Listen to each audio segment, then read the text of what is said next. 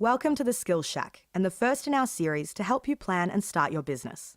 Starting a business is exciting, but before you rush off to become the next big thing, sit down and think about what it is you want to achieve and how you intend to reach your business goals. The most crucial time in the life cycle of a business is the time before the business is even operating. This is the time where you can really set the foundations for a successful business enterprise. The three most important steps at this stage of your journey are research, and yes, you guessed it, research. So starting a business is not to be taken lightly and requires plenty of thought, planning, and research. These issues should not deter you from pursuing your dream of starting a business, but help you see the importance of planning.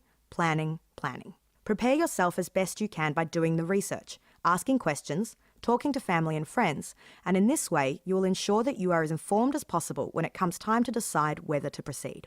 Starting a business is a risky undertaking, and business failures can cost you significantly in terms of ongoing debt, lost income, stress on your health and relationships, and the effect on your own self-esteem. Planning at this stage and setting the right business foundations could save you a lot of heartache and stress at a later date. The internet is a great place to start your research. Firstly, you need to be clear about what your product is. This sounds simple, but unless you are very clear about what it is you intend to sell, then it will be difficult for you to determine which market you're in and who your competition might be.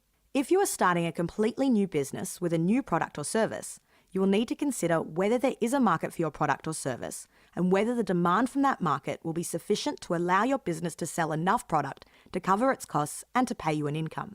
This is where you should start your research. Go on the internet and Google your product or service to determine how many other companies are competing in the market. Understand what industry you are in and research those industries.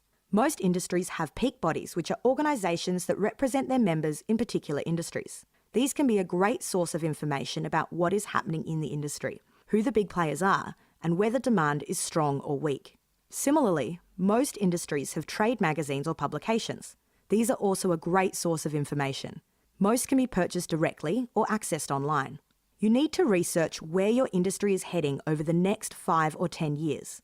Is the industry expanding or contracting? For example, it would be a brave person who wanted to open a video rental store. With developments in online access to movies at less cost, it is difficult to picture a long life for the video rental industry. There are plenty of other examples of where new technology is transforming industries and changing the way we access products and services.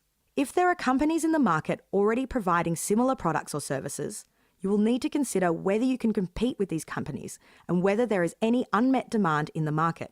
If possible, visit these companies and assess the product or service they are offering. Have a good look around and think about what you could do better. Talk to sales staff to gain intelligence about whether trade has been good or slow, what people are buying, etc. Consider what your point of difference will be. That is, why would people choose to buy your product or service rather than your competitors? Your point of difference could be price, quality, standard of service, convenience, access, etc. It is important to know this because a large part of your marketing will be around your point of difference. That is, convincing people that they have something to gain by using your business. Understand the financial implications of setting up and operating your business. You need to know what your setup costs are going to be, and in addition, what your ongoing costs are likely to be. You will need to understand the profit you will make off your product or service and how much product you will need to sell to cover your costs and to generate you an income.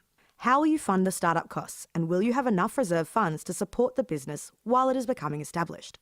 Remember, business will take time to grow, and it is unlikely that your business will reap a profit straight away. You will need funds to cover this initial period. You'll also need to understand whether you can access funds to continue running the business should it not be profitable immediately. Remember, even if business is slow, you will still need to pay your ongoing business expenses such as rent, suppliers' costs, and if you intend to employ staff, it will be necessary for you to cover their wages. Do you have any business experience? You need to consider what your depth of business or product knowledge is and whether you need to develop that knowledge.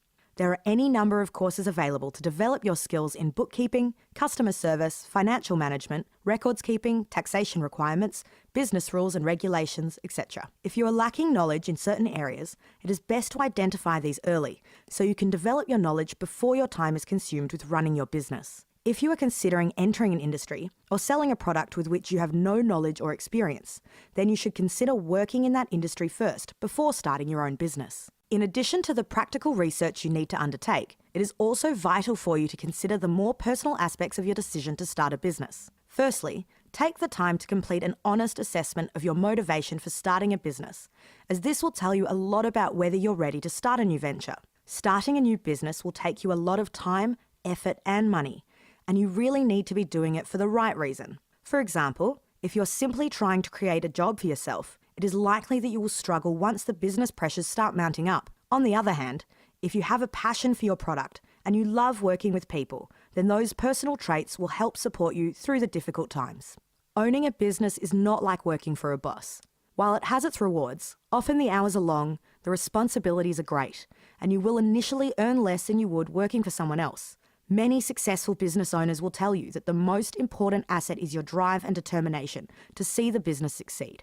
You need to have your heart in the business, or the long days and business stresses will prove too difficult to resist. Think about your personality traits and determine whether they suit the venture you have in mind. Are you a people person? Do you enjoy helping others? How do you cope with stress and adversity? These are important questions because your success in business will depend as much on your personal skills and abilities as they will on the product you offer. Your organisational and time management skills are equally important. As a business owner, you will have no one telling you what to do and probably no one covering your back. You will need to maximise the use of your time and be well organised and dedicated to your business. Are you resilient? Consider whether you have good support networks in place. The support of your partner, family, and friends will be vital to your success. You will need people to bounce ideas off or just to be there for you when times get tough. Your family may also suffer from you working long hours or weekends, so it is crucial that you have their support before beginning the new venture.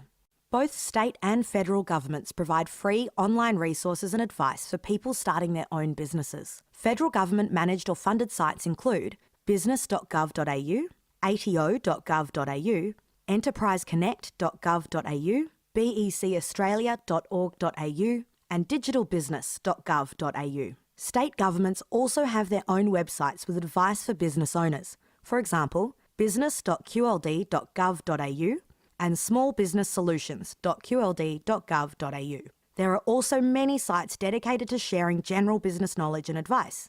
Many of these are worth accessing to benefit from the experience of others. The next steps to starting your business include developing a business plan, choosing the right structure for your business, naming and registering your business, and considering developing an online presence. We will cover each of these separately as part of our series on starting a small business. You can download the notes and other information about getting started in business from the Skills Shack web portal.